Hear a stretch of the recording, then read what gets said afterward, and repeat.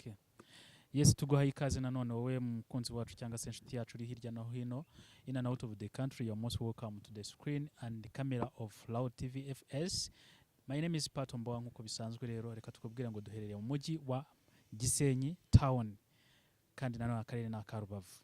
Hari abantu benshi cyane bajya bavuga ngo akarere ka Rubavu nta n'ibinyaburanga ariko bavuga nta byiza nyaburanga kagira ngo bakavuga ngo ikivu gusa ariko turi under by Rubavu Mountain.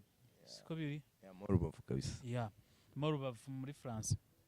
Rero nkaba ndi kumwe n'umutumirwa nkuko mubona niwe umaze iminsi aca ibintu hano muri Gisenyi ku maradiyo, ku ma YouTube, indirimbo ziri gutrendinga zitandukanye ndetse no ku biganiro ku maradiyo bigiye bitandukanye ari kumwe n'abagenzi be b'abasitari cyangwa se b'abaririmbyi muri rusange. Rero ntizinze mu magambo reka mbabwire ngo ni Ish Mubaya. Isha Mubaya. Isha. Wagwan. Isha Mubaya fresh kabisa. Meze fo. Me good kabisa. Okay. Umuntu atakuze wakwivuga gute muri rusange? Brand yourself. Okay, ni Isha Mubaya nkora music. Ndi umuhanzi nyarwanda. Cyangwa ushaka freestyle? Ibyo ukora byose ntari bitwebwe tuba turi muri vibe. I can go like this. Baby sinzi cyatumye ngusarira. Reba ukuntu abandi nababaniye. Gusa niwa nkunze waragigiye. Oh yeah. Warameze nk'uwo mpaye uburozi. Mbere igiti nanjye nkubera imizi. Urwo ngukunda rwo niri kuruziya. Yes sir. Isha ni Mubaya. Isha ni Mubaya. That's me. Yeah. Why Mubaya? Bad boy. Bad boy, uri mubi? For mubi nkuko turi kubyumva. Mubi nyine physically ku mutima. No, Mubaya about music nyine tu. Okay. Muri music ndi mubi cyane. Okay. hari ama nickname menshi cyane muri agize wenda nk'ahantu runaka. Ariko why did you choose Mubaya? So actually nago ari nge waryise wapi kabisa. Ahubwo ni kwa kundi umuntu abavuga ati ari ukuntu ushobora kubyumva nyine mubi ukumva ni mu buryo bubi. Ari ukuntu umuntu avuga ati uyu muntu muri ibi bintu ni mubi cyane. Okay. Bishatse kuvuga nyine ararenze. So ngiye umuntu ni wowe waravuze ati bro Mubaya muri music and I was like ubuso umuntu akwise beast. Ish beast. Gutyo byaterwa n'ukuntu bisobanura. Nyine nubundi kubera ntuze kariya urimo nubundi ahita byumva still. Nabyo ntacyo byabitwaye ariko urumva nyine Mubaya niryo abantu bamaze kumenya. So ndumva ntago napfa guhita ndihindura kano kanya kabisa. Nahoze nkora scrolling ndeba indirimbo zawe Keza, Akanyenyeri n'izindi nyinshi cyane. Meze neza ku ndirimbo, meze neza ku njyana ariko ntago ushaka ko duhita tubyinjiramo neza ariko by'umwihariko nk'umuntu utakuze ukubonye bwa mbere kuri kamera ashaka kumva nyine ikintu kikuvamo. Uburi wahuvuka. Yes. Okay, nk'umuntu waba mbonye bwa mbere na mbere ubundi actually ubu tuba KGL ariko ivuko hamwe bavuga ku fish fresh. Ni Rusizi. Okay. Ariko naje hano nje kwiga. Niga muri UTB. Okay. Nkora music hano Gisenyi ni naho ntuye. Ubu ngubu nyine kwera ishuri. Okay. Man ariko ni nk'ibyo navuga about myself. Cyari nyine umusore nkuko uri kubibona mutoya ariko atari cyane. Okay, aracyari umusore ariko mutoya ariko atari cyane ntago ari under age. Wapi? Ejo waratoye. Naratoye uri kubibona. Nibwo bwa mbere utoye mise mbyuka. Abantu batoye bwa mbere bose bari kugenda bagira ngo bashyushye kurata. Sinzi impamvu yo kugaragaza igikumwe. Igikumwe ariko uko byavuye ariko ngiye ejo naratoye kabisa. Yari imeze gute mu matora, movement z'abantu, byari bimeze bite nk'umuntu utoye bwa mbere? Byari bimeze fresh. Se ubundi utoye bwa mbere? Noye bwa mbere. Wumvaga kandi ufite ifemba ryo gutora? Bwa mbere kabisa numvaga numvaga ejo ngomba gutora. Okay, numvaga ejo ngomba gutora uko byagenda kose. So experience byari fresh. Nk'umuntu utoye bwa mbere numvaga mfite amatsiko ukuntu babimeze hariya. Hari n'ukuntu wumvaga ibihuha nyine ngo barakubwira ngo tora aha nyine ukumva ushaka kureba ibyo bintu ukuntu bimeze nkagira ngo nibyo nyine ariko njye nabonye nijyanyemo nta muntu turi kumwe ndi nyenyine unakazinga neza cyane, nta muntu mbajije ngo utoye nde. abantu rero hari abantu bajya bavuga ngo ni ibigarasha aho yaba abantu bicare bige mugani bamunika. okay yeah man, ukaba uri ofeturi nyine uri located muri Western Province ya out of Rwanda. kubera amasomo Yeah. ariko family ni KGL. KG niho mu rugo KG niho okay kubera iki KG kuki utakorera music KG? atogiye ko ndi kwiga Okay. kandi nago nabura gufokasinga ku masomo ngo oya, kandi ikindi hari n'umuproducer wanjye twahuje cyane nawe abinahangaha. Nicyo kintu nkubikiye. Okay, so urumva niyo mpamvu kabisa, niyo mpamvu nkorera inahangaha nuko ariho niga. Nari ndakwibutsa yeah man. Okay. Uri umunyeshuri ukora music bijyana gute bihura gute? Urumva nago nubundi amasaha yose y'umunsi nago mba ndi muri class. Hari ukuntu mba ndanje nka class akiri kare nkahita mvuga reka ngeze tu cyangwa se tutize cyangwa muri weekend cyangwa se nijoro kuko nge niga mu gitondo. Urumva nago wabura ukuntu ubibonera umwanya as long as ukunda noneho ibyo bintu nago wabura ukuntu bibalansinga ngo ubone umwanya w'imiziki n'umwanya w'amasomo. You've talked about UTB where you belong. UTB. Fetching your education. Anga nkahita nibaza entertainment showbiz yaho wiga. How does it look like? Muri UTB haba shows, they supportive cause hari abajene benshi bakunda industry. Even hari n'urubyiruko rwinshi. So urumva nago ari ukuntu ba creatinga nyine shows nyine nk'amasomo arangiye cyangwa muri weekend. So ari ukuntu nyine ari ukuntu bifite ukuntu bihagaze tu shows iraba entertainment muri rusange muri YouTube ni fresh nari turidagadura kabisa. Okay. Yeah man. Aho no kwidagadura hagati y'abanyeshuri bagenzi bawe ariko si urebye interaction between the learners n'abayobozi b'ikigo ubona the movement yabyo entertainment showbiz movement yayo hagati y'abanyeshuri n'abayobozi ubona bimeze gute? Hari akenshi mu makaminuza ubusanga ntago buri wese aba yita ku bintu by'iwe akenshi. Ntago byagakwiye tuba tugomba gusapotingana ariko hari usanga wowe iyo urangije staff zakuzinduye uhita utana nubwo uba witaye kumenya ngo bimeze bite. Urabizi nawe. None se ku ruhande noneho rw'abayobozi ikigo abayobozi wenda tuvuge aba lecturer support ubona ikigo gibaha iyihe support wenda nk'abantu bari muri iyo angle ya art? Urebye pe nta kintu nyine kidasanzwe bakora. Ntacyo pe, nta kintu kidasanzwe nyine wavuga ngo cy'umwihariko. Ibikorwa ni ibisanzwe uko akunda ashobora kuba yikundira nk'ibintu ukora ari nk'umwarimu wawe akakubwira ati courage, akaza muri show yawe ahantu haririmbye aho bateguye show akagura ticket bagasharinga staff zawe, ibintu bisanzwe tu nta kintu cy'umwihariko kabisa. Kubera rero ukorera umuziki mu ntara buriya hari buzi ibibazo byinshi cyane bya attackinga cage bikatakinga n'ama provincials. Ni gute ugiye kuvuga music yo mu ntara wayivugaho iki? Ubona hari iterambere abahanzi bafite, ubona hari depression bitewe non supportive bari kubona, wabivugaho iki? Ikintu nabivugaho ikintu cya mbere kuri about talents zo ziba zihari kuko even nimba ujye ubikurikira hari n'abantu benshi baba baratangiriye mu ntara ariko wumva talent n'ubundi still ihari, ahubwo ikintu gituma navuga ko bitagera ku rwego nk'urwo byagakwiye kugeraho.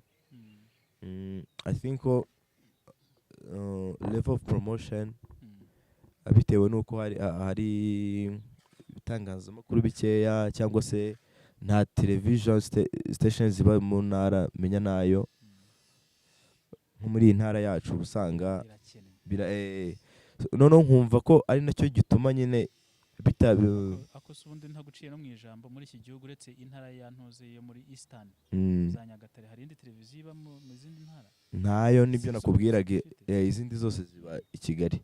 So urumva rero kugira ngo ukorere umuziki bigusaba n'ubundi kujya ku promotingira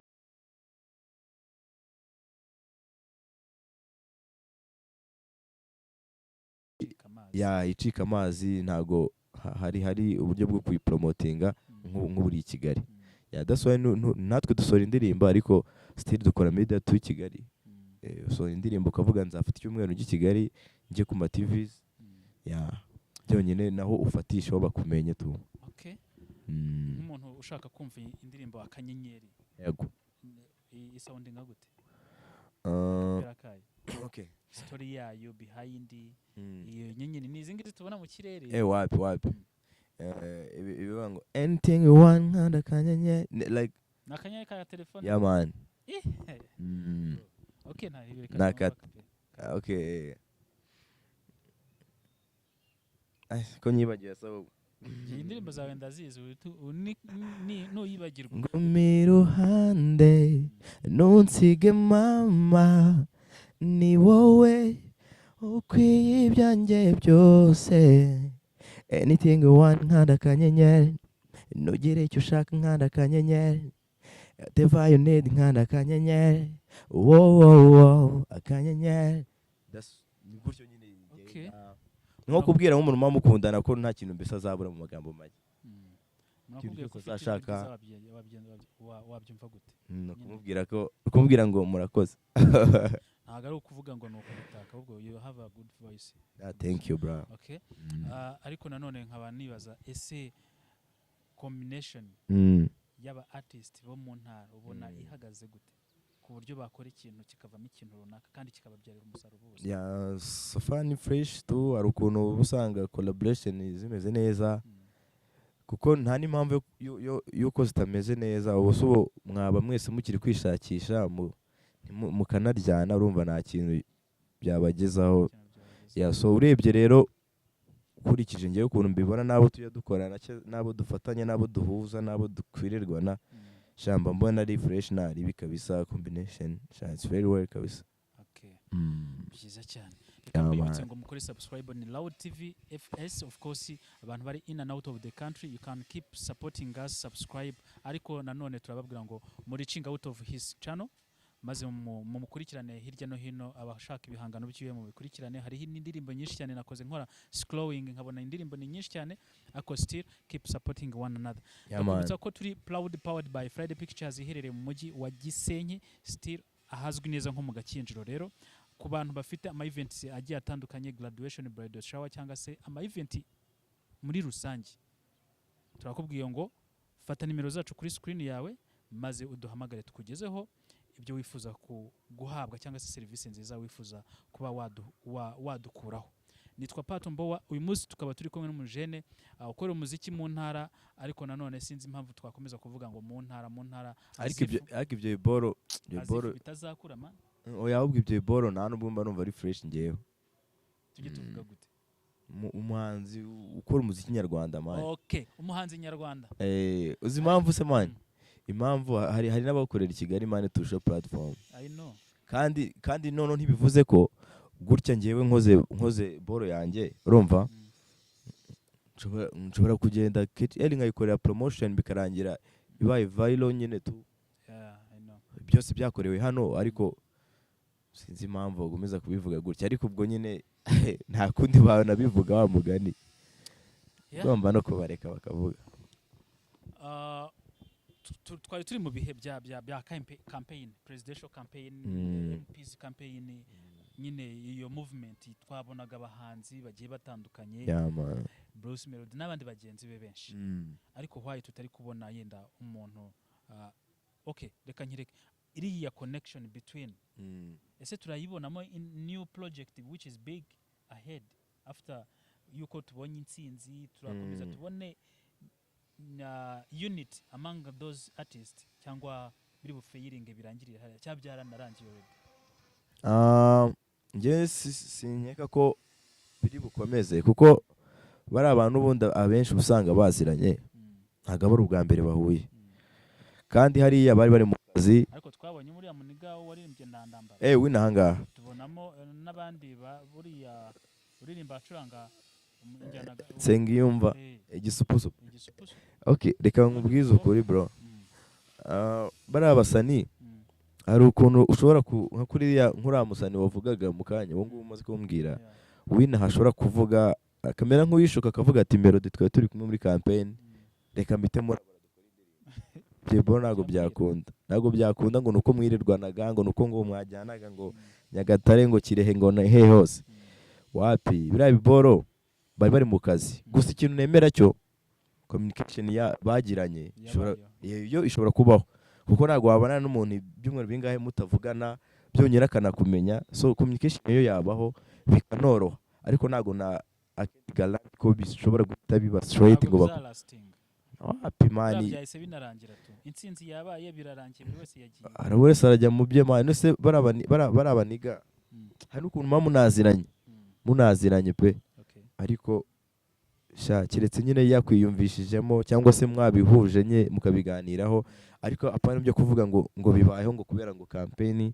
ngo mise ngo mukomeza ngo bwa bumwe mwari mufitanye sha ntago mbyizeye kabisa wenda naguha example njya nkurikirana imiziki y'ahandi mu bihugu bigiye biduturiye cyangwa se twegeranye ari UG ndatekereza ko uzabasitari benshi ba Uganda cyangwa se Nigeria akenshi bavuga ko ikintu gituma bagruminga ari unity being united cyane ko naguha n'urugero wenda nka Eddy Kenzo turamuzi twese ari we president w'abaririmbyi bose muri gihugu cya Uganda yarabagadarinze bose bahurira hamwe habaho nka session yo kuvuga ngo barajaminga indirimbo bose harajaminga uyu nguyu byo ubona icyo kintu mu Rwanda bitewe n'ibi bintu tuvuyemo gishobora kuzaba ibyo bintu byabaho as long as noneho dufite good leadership noneho minister w'urubyiruko nawe hari ukuntu nawe supportinga ino industry byatari ibyo boro babi prepare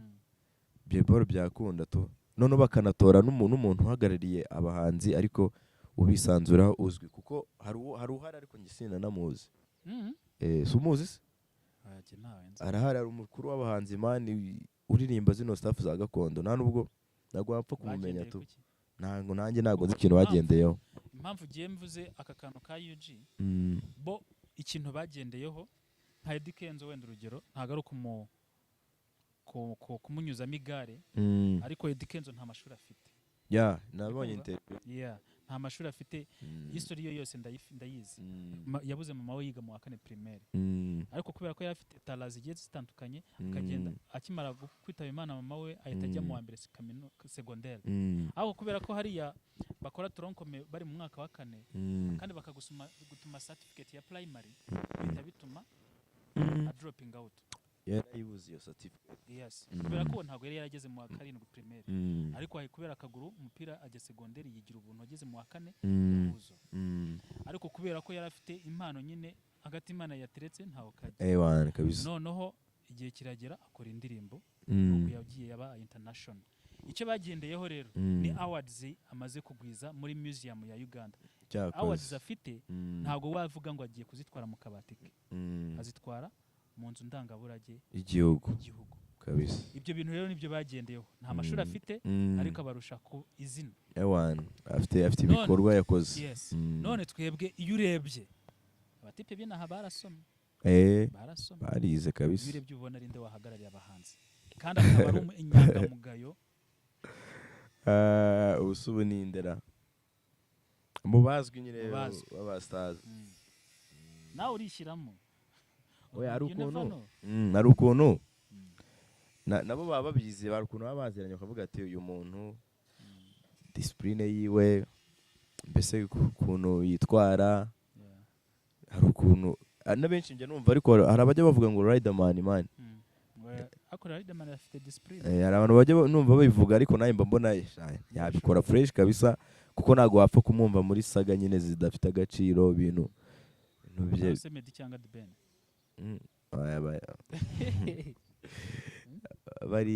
bari ukuntu bameze nk'abadutaye batakiba mu Rwanda uvuze ku ruhande rw'abaho cyangwa se male artist ariko se ku bakobwa abari n'abagategarugori navuga Knowless kabisa kubera iki Knowless legend bari n'abana bari ugasanga ukareba Marena ntacyo yakora bari n'abana kabisa njye Knowless mba mbona ibintu byose arabyujuje so nabonye ko na Pique Knowless ari ukuntu ukuntu uba ubona nyine deservinga kuba umuntu wa danje. urabona hari ikindi kintu azavamo apart from being F4 ntabwo wabura na pike ngo birangire gutyo gusa agusure noneho ngo baranamugabiye inka buri muntu wese yamugabiye inka ewana ariko buri iriya ni timu yose yari muri ya campaign wapi mara ahubwo njye n'abantu batuye hariya hakurya mu Bugesera nabonye ahubwo ari Kina Music ahubwo bashaka kuvuga iki none se sibone ariko nanjye niko nayibonye uko Tom Close yari harimo Platini Neri Ngabo y'inabo gusa nisabo bose se babo muri Kina Music. Okay aho ngabo tuhareke wenda tureke kugira yari team yabo sinzi ariko ni naho batuye tu. Ejo nanyarukiye ku binyamakuru bitandukanye mbona hari umutipe uri ko kuvuga neza witwa Mad Beat ngo hari inzira mufitanye yo gukora music yawe. Bad Beat yeah mutiranyije n'umwongereza witwa Mad Beat. Okay ni Bad Beat. Uramuzi umwongereza witwa Mad Beat? Oh yeah pika iso simpata ntago muzi yakoranye indirimbo na Eddy Kenzo niyo yabaye nominated muri Grammy Award. Ni nabonye yabaye nominated. Niwe nari mwitiranyije ariko when yani Bad Beat ndamuzi ni umufriend wanjye uri aho ngaho tu cyatwaye. Ejo rero nanyarukiye ku Nyarwanda mbona bamwanditseho inkuru ariko the title headline ivuga ko afite urugendo rurerure mu muziki wawe. Iyo wumvise umuntu producer avuga ngo yiyemeje kugufata akaboko n'icyo ushobora kumuvuga kuri Bad Beat?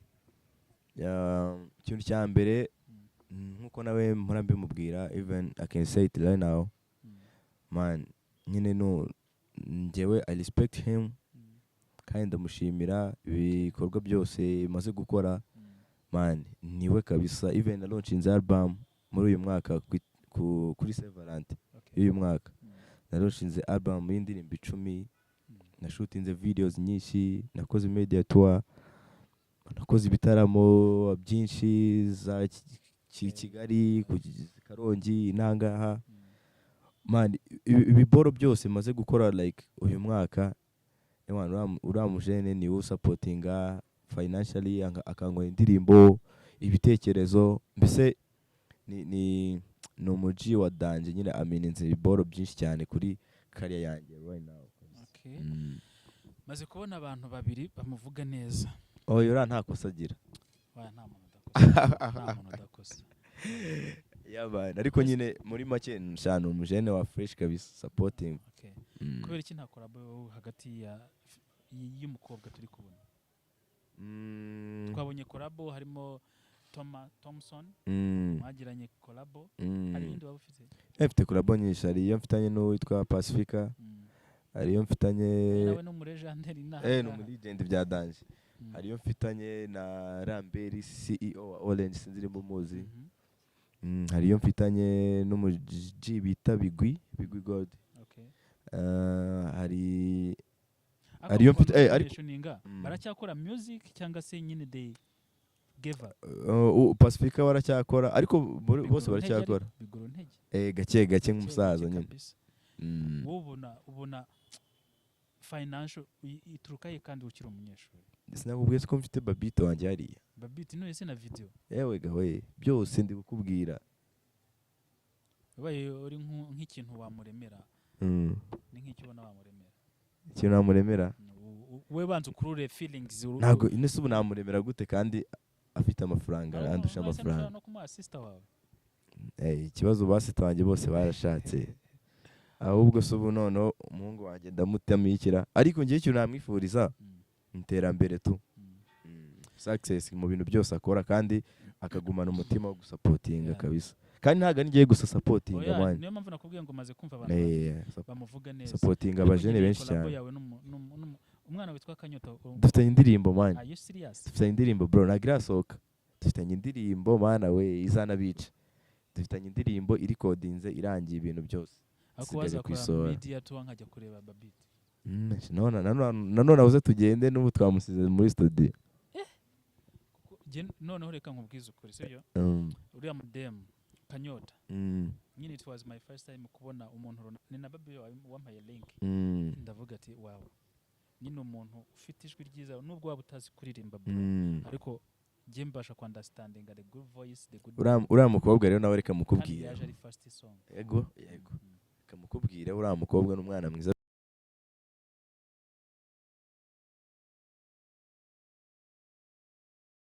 inshuti yanjye aransapotinga bya danje kandi nanjye ewan support yanjye buri gihe aba ayifite ikintu cyose yashaka ko mufasha nko muri studio sessions ashaka ko dufatanya mu kwandika mbese ikintu cyose kuko ni umwana mwiza nanjye aransapotinga bya danje kandi nyine man afite impano idasanzwe tu azi kuririmba bya tayi no gucuranga ngarabizi afite full package afite talent kabisa ariko buzagenda babyumva tu ni gake gake within time will tell ewan for sure je ntegereje iyo collabo irahari irahari kabisa collabo tukareba ukuntu imeze turayifite twarayikoze kabisa Imana ishimwe cyane oya dupromisinze ko mu kwezi kwa kana ararizinga undi muzigo kuri ubu ngubu ufite indirimbo zingahe bro nyinshi cyane bro ni nyinshi cyane mu gihe watubwiye album iherutse kuba released y'indirimbo 10 ariko se nyine totally ku ndirimbo zawe zishobora kuba ari nka zingahe zose nizo nasohoye mbere izo yasohoye ukiri umwana oya njye wundi okay izo watangiye kuvuga ati ibi mbyinjiyemo kama mbaya ni indirimbo nka 15 okay so nice ubona noneho mu gihe gito kandi okay uzi ko hari n'abantu urusha ba Keji kandi bafite amahits none se izo ndirimbo nka 15 mu myaka 2 gutyo okay twari turi mu tuntu n'utundi cyangwa se turi mu natugumemo ariko nahita nibaza se buriya Keji hari ibintu byinshi tuba tugomba kuyigiraho sana ubona dushobora gukompeta na Keji oya ntago twakompeta kubera iki baturusha isoko nkuko nabikubwiye baturusha ako have you ever thought ko abantu Keji ifite market Keji ifite n'ubundi baba baraturutse somewhere nibyo nakubwiye ko ushobora gukora boro inangaha wayipromotinga bikarangira ahubwo ibaye Nyakigali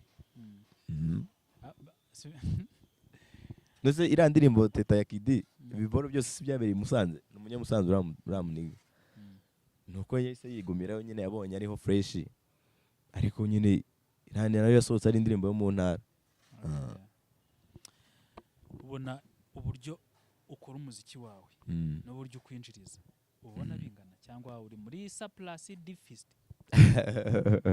ntabwo uratangira kudupeya abantu ntabwo barabaha amatwi yabo mbese ntabwo ariko uko biri ntabwo navuga ngo shaka uko biri kuko nk'ubu ngubu nimba nko kuva uyu mwaka watangira maze gukora amashow nkangahe nk'atanu nubwo bataduha imifungo nyine ya danje ariko baba bagomba kugutamo so ntabwo navuga ko uratangira kutwinjiriza nk'ayo dushoramo ariko ibintu byose nawe urabizi nyine ni step by step kabisa bizagenda biza mfite ma reference ndi buzigende nkoresha yego ntago ndi bujye muri Nigeria kuko ni kure yanjye ariko ndi bwishime ngere hano muri Congo hari Nosbi ntago ari wo muri Kinshasa tugere hano UG hari uwitwa Reiji nawe ntago ari wa Kampala Reiji ni wahanga muri Ankole ariko Imana yafashe Kampala kandi arakibera iwabo ewan uri kumva sintekereza ko na Nosbi nawe niba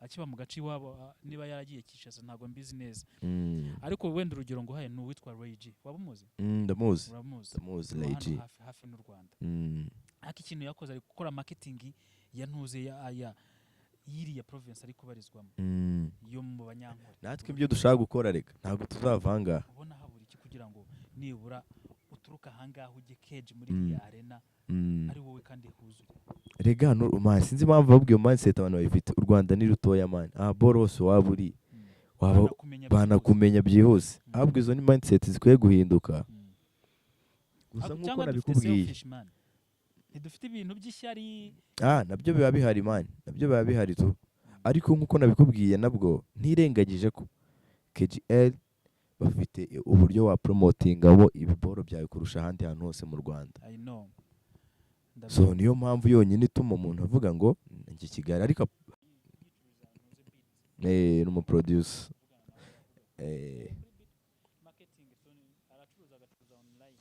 urumva nyine hari ukuntu uyu waragerageje igihe kirekire sha ukabona ntibiri gukunda nyine ukabikwama tu. mu buzima busanzwe tube dushyize ku ruhande ibijyanye na showbiz cyangwa se entertainment music, wakuze uri muntu ki, uri kwiga ibiki, kubera iki wahisemo iriya kaminuza? Njyewe nakuze umuntu usanzwe, umuntu usanzwe mu by'abapeti bose nyine, gusenga muri korali ADPR, muri korali, niga interina nyivamo. Rero ndaje kwiga nibwo nari mfite sister wize inanga muri YouTube, so noneho numva nshaka kuza kwiga, ariko nanakundaga Igisenyi by the way, kuko njye kwiyandikisha bwa mbere kwiga niyandikisha muri Mount Kenya i Kigali. Noneho sinzi ukuntu nabitekerejeho hagati wapi, numvaga nyine Igisenyi mpakunda bya danje kuva kera, ndavuga ati wapi reka mbivemo, nuko naje nyine mbanje kwiga Igisenyi. ntago ibyo nashakaga kwigayo na hano byari bihari, niyo mpamvu nahise mvuga ati okay reka njye Gisenyi kuko ari naho nkunda, n'ubundi ibyo nashaka kwiga muri Mount Kenya naho birahari, so ni gutyo mpita nza kwiga nyine hano Abora. Ni Gaiti.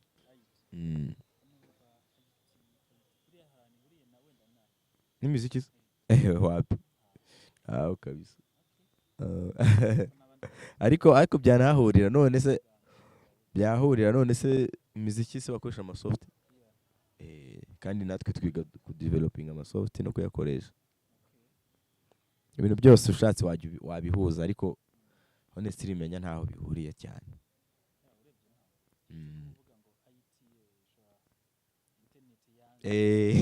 Ibyo ngibyo yamani. Okay. Ari ufite girlfriend? Yeah, ndamufite. Ufite girlfriend? Amafaranga angahe baguha ukamucinya? Nayo man. Amafaranga esha wapi, neza ubwo gute kandi amafaranga ajemo, ntago ari kwifunga man. Ubu bagushyize miliyoni 20 ntago wamucinya? Reka uwo sinjye. Wagira ntago ubyemeye. Ntago mbyumva. Nawe ari maze nawe yagucinya man. We ubwo nimba yabikora ntari, ariko ngiye wapi, I can't do that. Imifungo zirimo etage imwe inyuma yacu. Iriya ntago njye nabikora.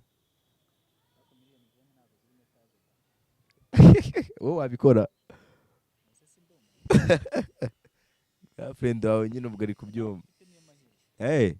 Shange ndamufite. Ariko nkawe. Aha. Tugende ku ndirimbo. Tugire na indirimbo ubundi wamuririmbiye ni. Girlfriend wanjye se? Sha nayo. Ntago ndamutamo kabisa, ariko ndi kubitegura. Nahita nsiba.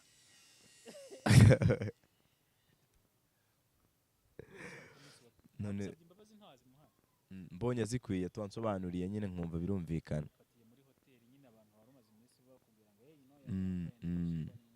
Namubabarira ariko ndamukunda. Noneho byaterwa n'umuntu agucinya. Hari akantu kari kuvuga sugar mami na sugar daddy. Usanze asohokanye n'umuntu. Kifi gisaza. Kandi ukajya kuri reception hariya ufite amahirwe yo kuganira na receptionist. They have spent a night.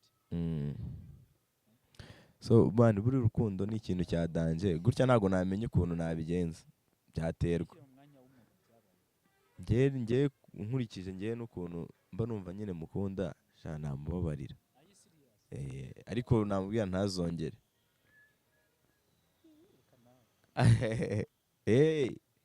Kunda mani ni uko nguko tu. Hari saga rero turi kudevelopa cyangwa se akantu kameze nk'akadoka. So Icyongereza? Ya gake. Hari saga ivuga ngo sugar mama and sugar daddy menace. Ariko the concept ikavuga ngo ladies and men are sliding into depression, discovering that those who were in love with going out with old enough Mm. Mm. Mm. none tukibaza ngo ikibazo cyo question ariko dushobora no kuba kumva icyo kintu Yeah. depression no kuba turi kwishora muri ibyo bintu Mu mafaranga. batekereza ko nimba dukomeje nk'urubyiruko Mm. kwishora njyewe mfite girlfriend wowe ufite girlfriend Mm. utekereza ko girlfriend abaye akora ibyo bintu Mm. twaba dufite good mother of our country Wapi kabisa, wapi ejo twaba dufite upcoming generation ntago yaba mother and father figures. ntago baba ntago mbese so nabivuga gute, nta ndangagaciro baba bafite cause urumva nabo ibyo batoza abana noneho nakasa mutwe. Njye ntekereza ko nta ejo heza haba hari pe. Ntaho, kuko urumva niba uri bube involved muri izo boro kubera amafaranga, nta burere bwiza uzahereza umwana wawe se cyangwa iki, nawe nta rugero rwiza azakuboneraho, so nawe azakura ahubwo ari bya biboro nawe ari kwishoramo. Just usange generation muri future izaba yararaburije byatari. hakaba hari nubwo tuvuze iyo figure parental figure ariko turi no kwirengagiza ikintu wenda kivuga depression umuntu wamubonye nyine umuntu bari bahuje bafitanye umubano yamubonye. Do you think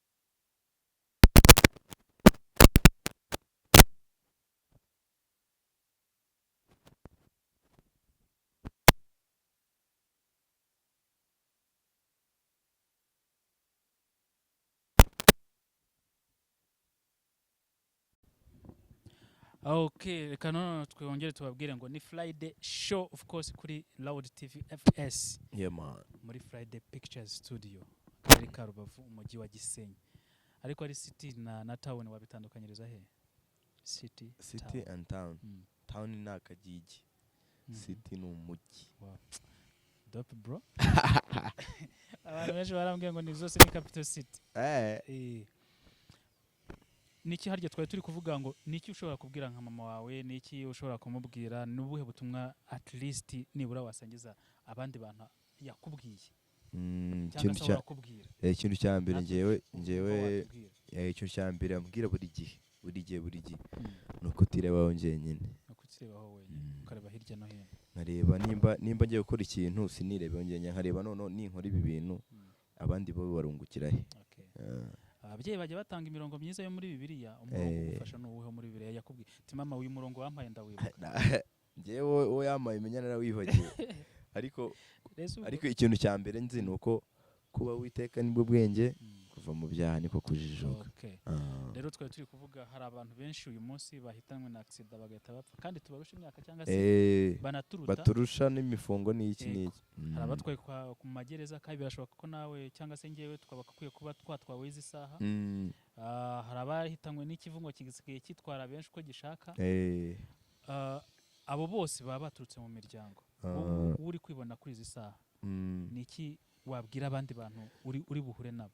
ikintu nababwira cya cyangwa mbere abantu ni bashobora kuzareba ino video. ikintu cya mbere nababwira ni uko bagakwiye gutekereza ku mpamvu bo bakiri bazima bakabishimira Imana kandi bakaba bafasha abantu nyine wowe icyo ushoboye nawe ukumva ko wafasha undi muntu mbese tukagaragaza urukundo kuko ntawe umenya wamugana aho buri wese aba ari. Hari igihe wowe ushobora kwikomeza cyane ugasanga ejo uragiye ariko iyo wafashije umuntu byibura abavuga ngo nubwo uyu muntu agiye ariko yamfashije kugera kuri ibi Imana imuhe umugisha. Amen. Ushobora kubwiriza wapi ariko ze none turi kuririmba tuba turi kubarabura uri kubarabura.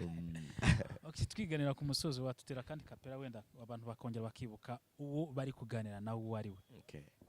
Nzagukwinkana imodokari kuba ngufite numva mfite imari sinzatuma unkombora ndahari ni wowe gusa ndeba ngaho bwira mama wawe ko nkukunda areke guhangayika mfite gahunda nzakora ibyo ukunda nkora ibyo wanga muri byose I go be your defender. Yeah man. Are you serious? Yes sir. Nimwe n'imodoka ubu abanze mujya mutera injuga ngo defender. F4.